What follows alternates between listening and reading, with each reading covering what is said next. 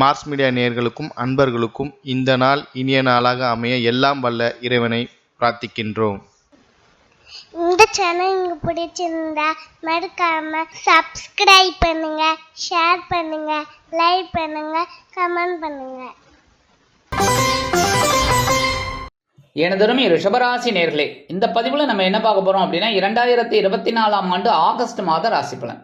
இந்த ஆகஸ்ட் மாசத்துல உங்களுக்கு எந்தெந்த கிரகங்கள் அற்புதமா வேலை செய்ய போறது, எந்தெந்த கிரகங்கள் மூலமா நீங்க கவனமா இருக்கணும், பரிகாரமா என்ன பண்ணினா ரொம்ப விசேஷம் அப்படிங்கிறத பத்திலாம் நம்ம இப்ப தெளிவா பார்க்க போறோம்.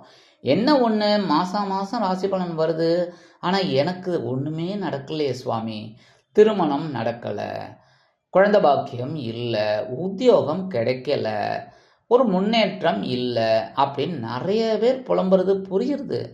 ஆனால் உங்களோட ஜனனகால ஜாதகம்னு ஒன்று இருக்குது பார்த்தீங்களா, அது பார்க்கணும். அதாவது இது பொதுவான பலன்கள், கிரகங்களோட கோச்சாரத்தை வச்சு கணிக்கிறது. எல்லா ஜோதிடர்களும் கணிக்கிற மாதிரி தான் நானும் கணிச்சிருக்கேன்.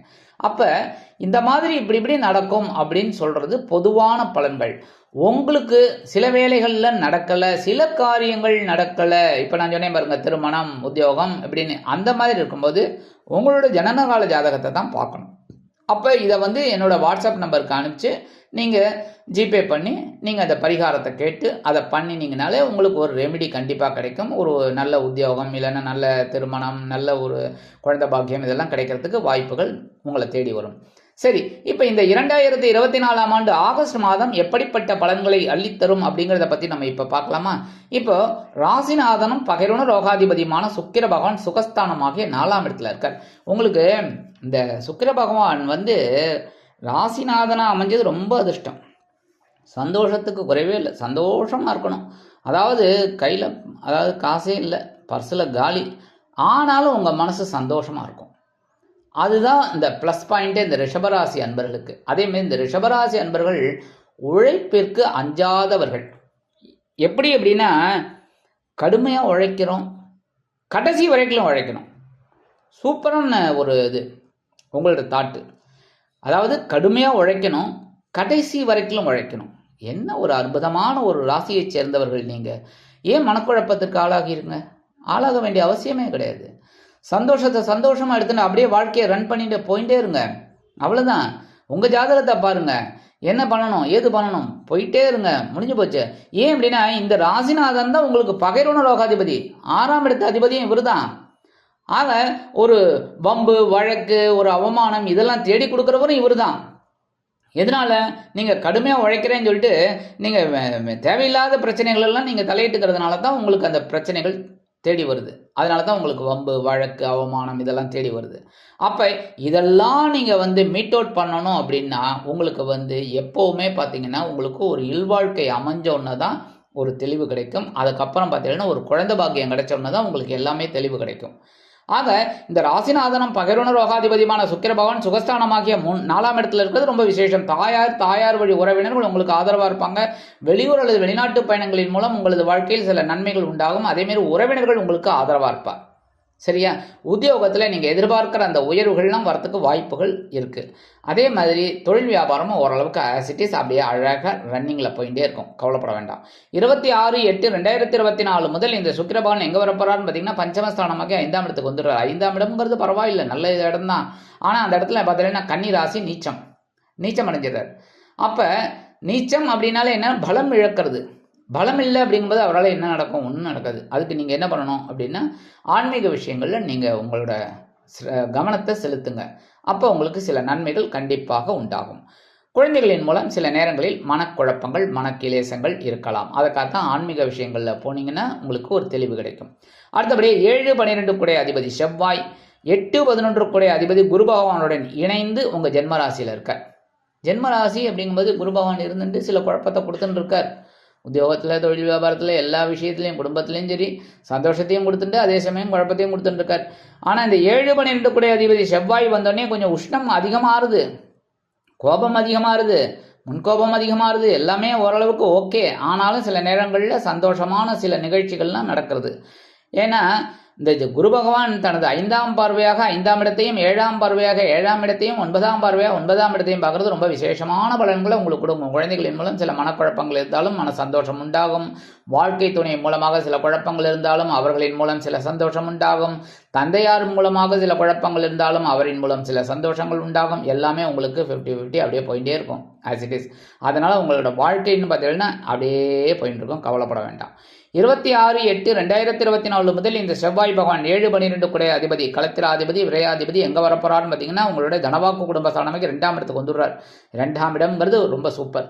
ஏன்னா செவ்வாய் அங்கே 2ஆம் இடத்துக்கு வர்றது வருமானம் உங்களுக்கு வரத்துக்கு வாய்ப்புகளை கொடுப்பார்.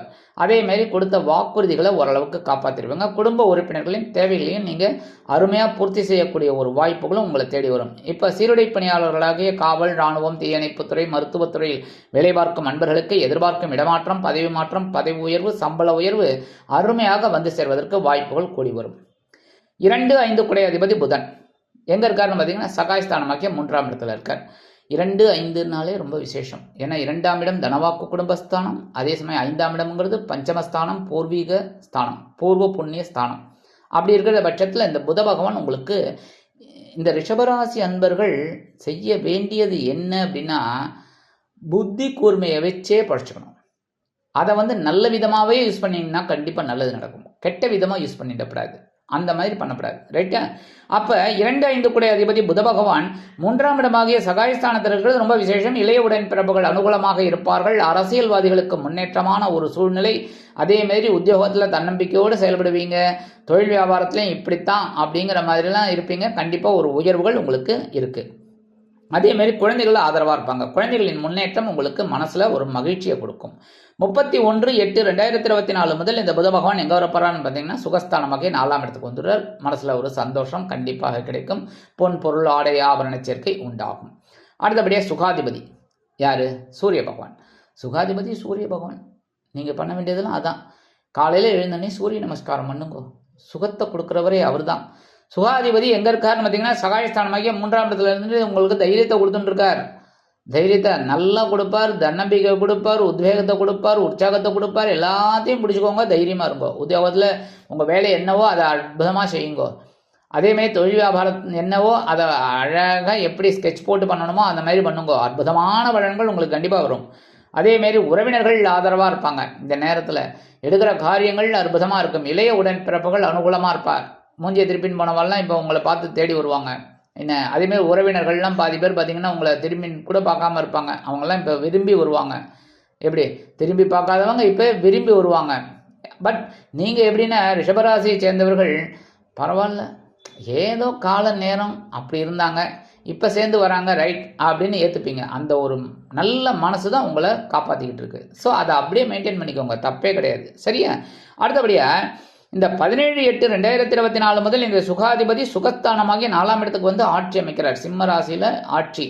அப்போ நீங்கள் நினைக்கிற காரியங்கள் நினைக்காத அளவுக்கு ஸ்பீடு எடுக்கும். செம்ம ஸ்பீடு. அப்படியே நீங்கள் சாதாரணமாக செய்கிற வேலைகள்லாம் அற்புதமாக முடியும்.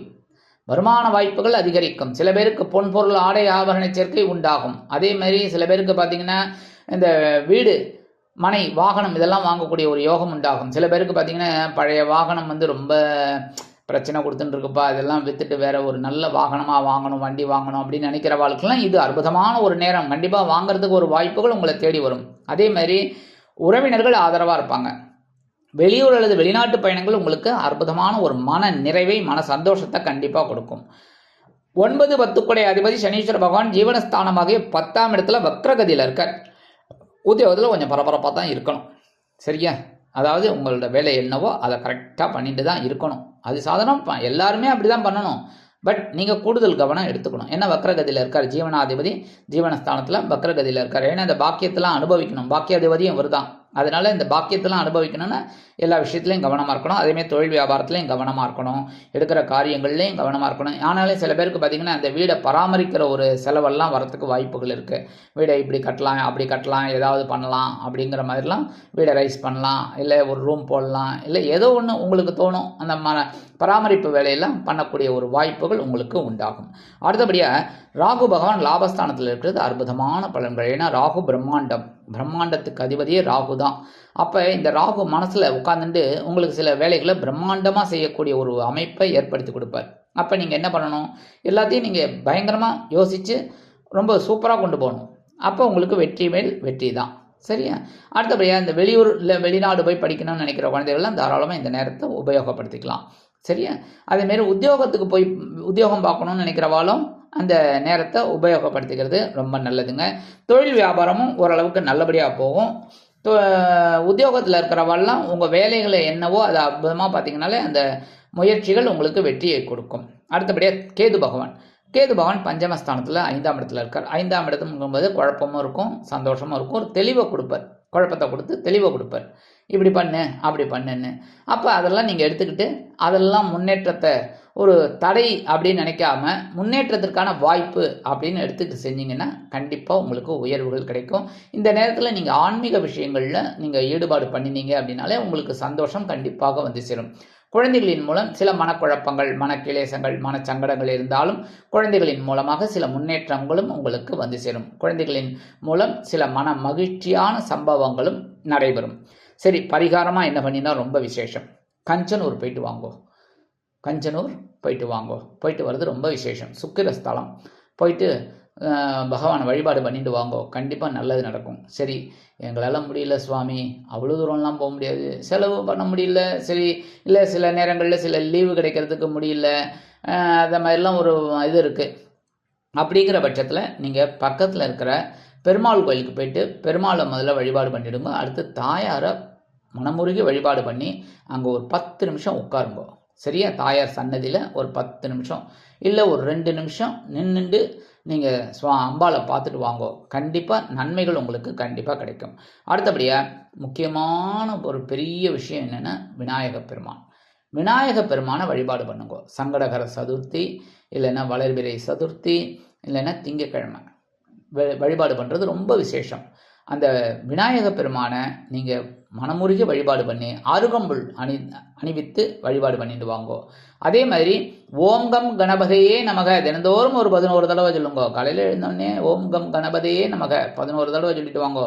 கண்டிப்பாக உங்களுக்கு சில நல்ல நல்ல காரியங்கள் நடைபெறும். அடுத்தபடியாக நவ கிரகங்களில் உள்ள குரு பகவானிற்கு வியாழக்கிழமைகளில் நெய் தீபமேற்றி வழிபாடு பண்ணிட்டு வாங்கோ. கண்டிப்பாக இந்த சிறு சிறு பரிகாரங்களின் மூலம் 2024ஆம் ஆண்டு ஆகஸ்ட் மாதம் அற்புதமான ஏற்றம் தரும், மாற்றம் தரும், இனிமைகளை அள்ளித்தரும் மாதமாக அமையும் என்று கூறி விடைபெறுகிறேன். நன்றி, வணக்கம். மீண்டும் ஒரு அருமையான பதிவில் நான் உங்களை மனமகிழ்ச்சியோடு சந்திக்கிறேன். வாழ்த்துக்கள்.